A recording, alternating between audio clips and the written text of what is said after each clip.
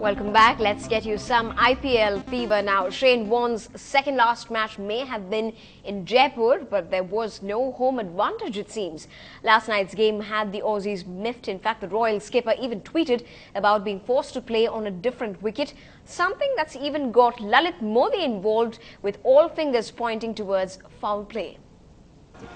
The 63-run loss against Chennai was Rajasthan's worst of the season and the second largest in terms of runs this IPL.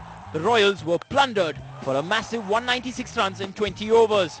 And this was the same side that dismissed table toppers Mumbai Indians for just 94 at the same ground.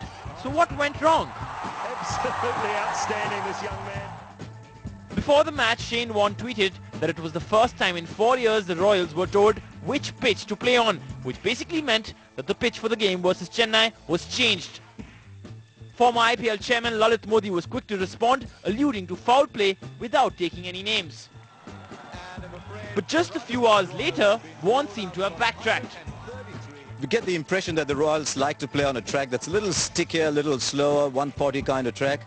Yeah, look, it had nothing to do with the wicket. You know, we didn't play. You know, when your big guns don't fire up the top with the bat, and we're chasing probably 20 too many. Play the right music. Warne's good friend at NDTV though wasn't quite convinced. I know Shane Warne very well. He's putting up a nice diplomatic face, but underneath he'll be absolutely seething and he'll be kicking a few shoes around. This isn't the first time that IPL pitches tailor-made to home teams have created controversy. Just last week, Sachin Tendulkar said the Jaipur pitch was too paced, and Shane Warne hit back saying Mumbai should admit they were outplayed. One thing is confusing though: if the pitch had to be changed, why only against Chennai, the team owned by BCCI President-elect N. Srinivasan?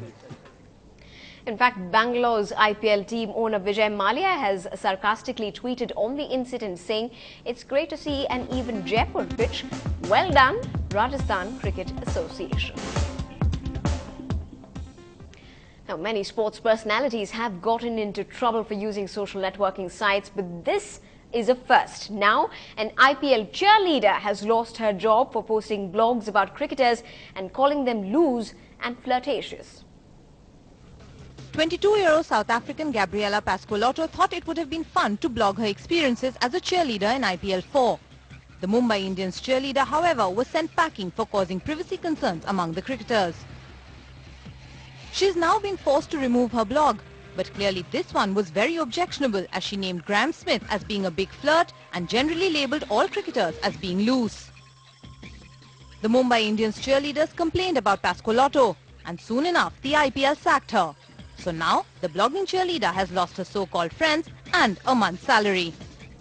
Well, certainly nothing to cheer about there for her. Now, in some news from Hollywood, guess who's back? The pirate is back, and this time he takes Disneyland by hostage. So let's hear it for Jack Sparrow. Oh, it's all part of being a pirate. Thousands of fans lined up on Main Street, Disneyland to catch a glimpse, a handshake, an autograph, or possibly even a picture with their favorite pirate, Johnny Depp. In addition to Depp's superstardom, Penelope Cruz was also welcomed by fans as she slowly made her way down that red carpet in a black tight, off-the-shoulder designer gown. I thought I should give you a warning, we're taking the ship. It's nothing personal.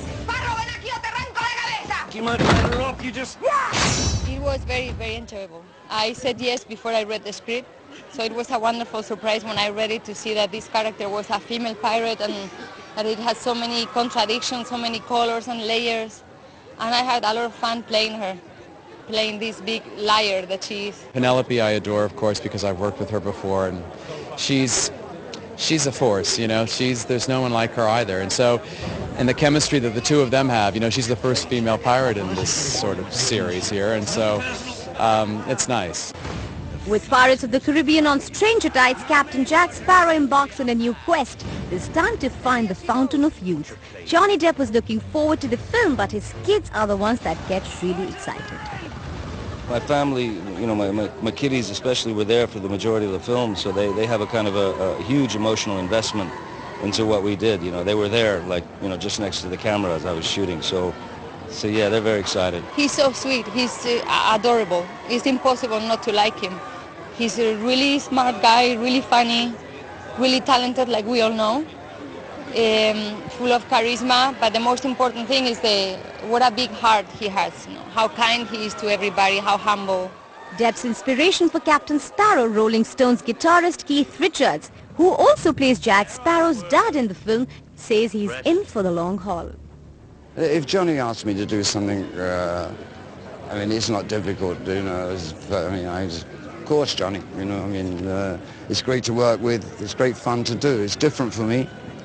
It's not what I usually do, but it's fun. What an amazing artist, and what an amazing life he's had. And, yeah, no, he's a fascinating individual. You know, he's super talented.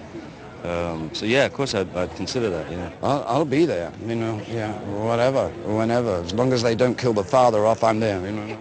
The Walt Disney Company is donating 100% of the proceeds from the ticket sales for the sold-out world premiere event directly to Boys and Girls Clubs of America at www.bgca.org,